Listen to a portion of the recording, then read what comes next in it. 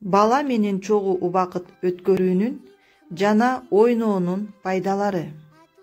Ортодо мээримдүү бала чоңойткон болосуз. Мээрим бербеген ата-энелерге эртең мээрим да кайтпай калуу коркунучу бар. Анткени көздөн алыс болгон адам көңүлдөн да алыс болуп калат. Оюн процесстин өзүндө балага таалим бересиз. Урушпай ынтымак менен ойноо тарбияны талап кылат.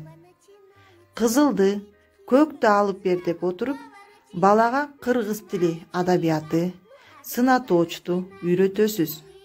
Бирөөнү, экөөнү бер деп отуруп, балага математиканы үйрөтөсүз. Тоголокту бер, төрт бурчтукту бер деп отуруп, балага геометрия, физиканы үйрөтөсүз. Мээрим көргөн баланын мээси жакшы иштейт.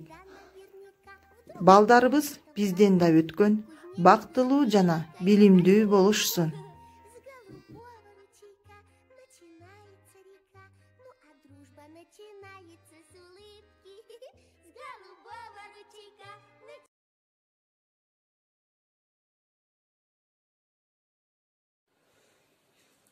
Biz hazır gündüz suratını tartağız ha?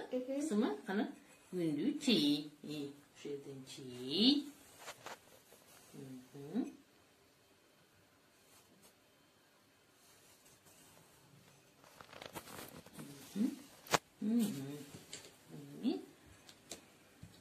Bakayım onu kır.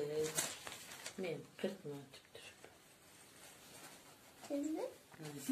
Kana kırpma tuttur.